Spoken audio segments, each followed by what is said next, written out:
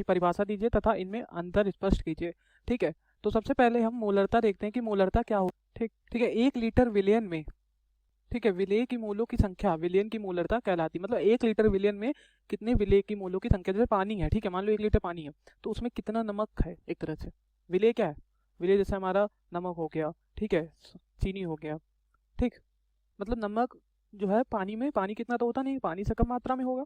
ठीक है, तो विलेय क्या हो गया, विलेय विलयन का वह घटक है जो अल्प मात्रा में उपस्थित होता है। ठीक है, अथवा विलयन में विलायक के अतिरिक्त उपस्थित एक या अधिक अवयव विलेय कहलाते हैं। ठीक है, अवयव यानी कि घटक विलेय कहलाते हैं। तो विलेय और विलायक मिलके विलयन बनाते हैं।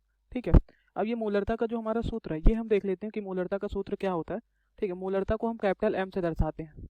ठीक, और कैपिटल एम बराबर क्या होता है, विलेय की मोलों की संख्या, जैसे कहा जा रहा है विलेय की मोलों की संख्या, ठीक है, बटे विलयन का आयतन, और विलयन का आयतन किस में होगा, लीटर में। ठीक है, लीटर में।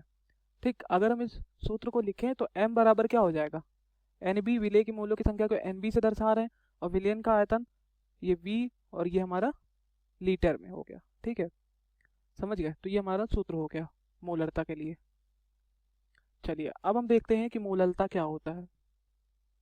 मोललता 1 किलोग्राम विलायक में, ठीक है, 1 किलोग्राम विलायक में विलेय विलेय की मोलों की संख्या, 1 किलोग्राम विलायक में विलेय की मोलों की संख्या विलयन की, ठीक है, मोललता कहलाती है। और मोललता को स्मॉल m से दर्शाते हैं। ठीक है, मोललता को स्मॉल m से दर्शाते हैं। सूत्र क्या हो गया, विलेय की मोलों की संख्या बटे विलायक का किलोग्राम में द्रव्यमान। ठीक है, किलोग्राम में द्रव्यमान विलायक का। तो यहाँ पर क्या है, स्मॉल m बराबर क्या होता है, इसको हम दर्शाते हैं NB से, विलेय की मोलों की संख्या, और यहाँ इसको WB से दर्शाते हैं, विलायक के वो किस में रहेगा, इन kg, किलोग्राम में रहता है। ठीक है, तो ये सूत्र बन जाता है हमारा मोललता के लिए। ठीक, तो आपको पूछा यहाँ पर क्या जा रहा था, मोललता तथा मोलरता की परिभाषा, इनमें अंतर स्पष्ट कीजिए। ठीक है, इनमें अंतर क्या है, विलेय तो दोनों में मौजूद है। ठीक है, विलेय की मोलों की संख्या, यहाँ पर भी विलेय की मोलों की संख्या, लेकिन मोलरता में क्या है, विलयन का आयतन में, विलयन के आयतन में मौजूद है। ठीक है, जो कि लीटर में है, और मोललता में क्या है, विलायक विलायक का किलोग्राम में द्रव्यमान।